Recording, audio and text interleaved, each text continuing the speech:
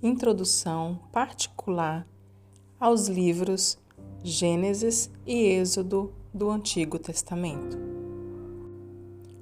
O livro Gênesis, ou o livro das origens, contém tradições da mais remota antiguidade. Utilizou-se seu redator de fontes de origem diversa, as quais, por vezes, apresentam algumas divergências. Não se trata de um verdadeiro livro de história, nem tampouco de um manual de história natural, com a finalidade de expor as origens do mundo e da humanidade.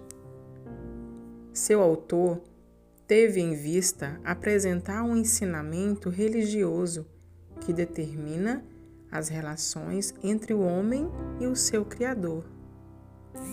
Divide-se em duas partes: as origens propriamente ditas e, em seguida, a história dos três grandes patriarcas do povo de Deus. O ensinamento, por mais imaginativo e popular que seja, é denso e profundo. Deus é o Criador do mundo e é distinto do universo. O mundo é bom. A finalidade da criação é a paz de Deus, figurada no repouso do sétimo dia. O homem foi criado da terra, mas animado de um sopro de vida. Destina-se ele a viver na amizade com Deus, que lhe concedeu o dom da liberdade. Ora, a harmonia primitiva da criatura foi destruída. O homem, seduzido pelo poder da mentira, expõe-se ao desobedecer Deus, na vã esperança de tornar-se igual a Ele. Toma então consciência de si mesmo no sofrimento e na vergonha. Dessa forma, o pecado entrou no mundo. O homem foi excluído das delícias do paraíso. Foi-lhe, contudo, permitido alimentar a esperança de uma libertação, na qual podemos antever o germe da doutrina de nossa redenção por Jesus Cristo. Depois da primeira queda, o homem, entregue a si mesmo, é dominado pelo pecado. O primeiro crime é causado pela inveja. O mal generaliza-se numa corrupção que parece irremediável. Sobrevém o dilúvio. Depois do dilúvio, entra em vigor a primeira aliança entre Deus e os homens.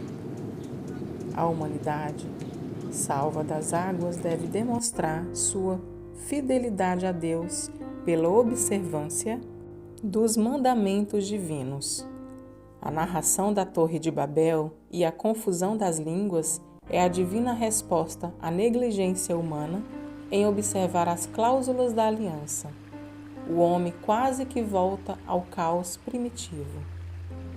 A segunda parte de Gênesis ensina, pela história dos patriarcas, como Deus colocou em Abraão os primeiros alicerces da verdadeira aliança.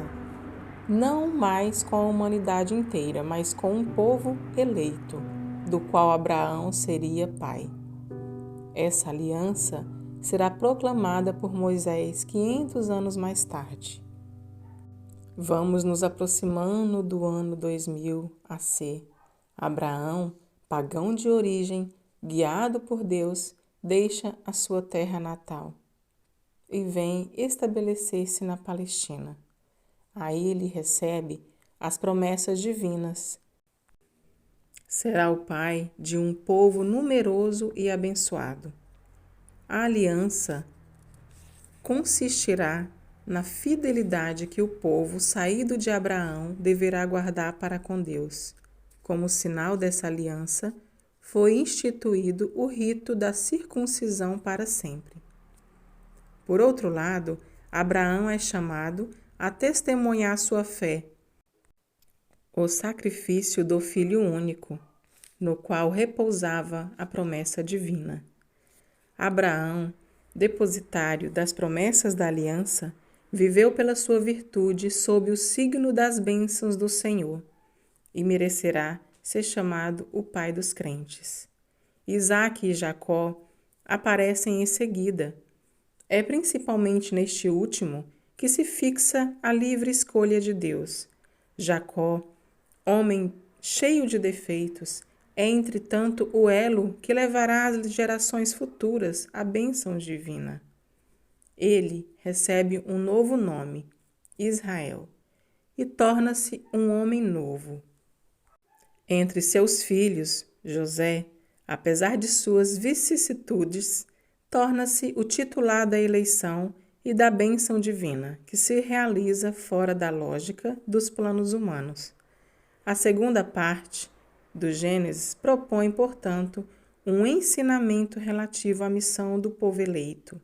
Este deve voltar ao seu Deus pela esperança de uma libertação futura, consoante a promessa divina, e pela fidelidade aos seus mandamentos. Êxodo. A libertação do povo de Deus da servidão do Egito constitui o assunto do Êxodo. Os hebreus, estabelecidos no delta do Nilo, depois da morte de José, tiveram que suportar o jugo dos egípcios. Em toda a Bíblia, o Egito se tornará o símbolo do adversário tipo do povo eleito, o poder terreno que procura contrariar os planos divinos. Deus chama Moisés para uma grandiosa missão e revela-se a ele primeiro na sarça ardente.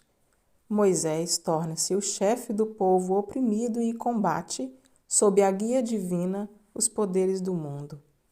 A passagem do anjo que extermina os filhos dos egípcios testemunha que o povo eleito, libertado, terá que viver daí em diante no temor de Deus e reconhecido ao seu grande benfeitor.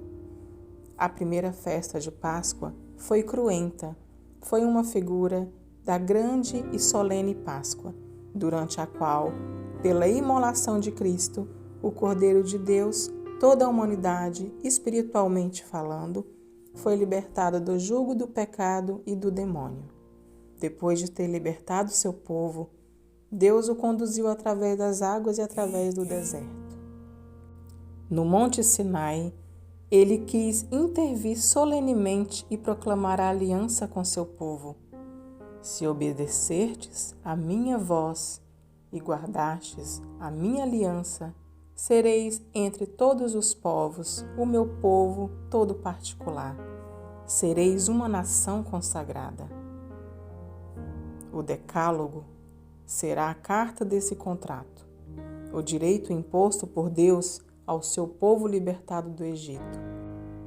O Decálogo é seguido de um texto legislativo, fragmento antiquíssimo, primeiro esboço de uma legislação social e religiosa, completada mais tarde, e de leis rituais redigidas posteriormente.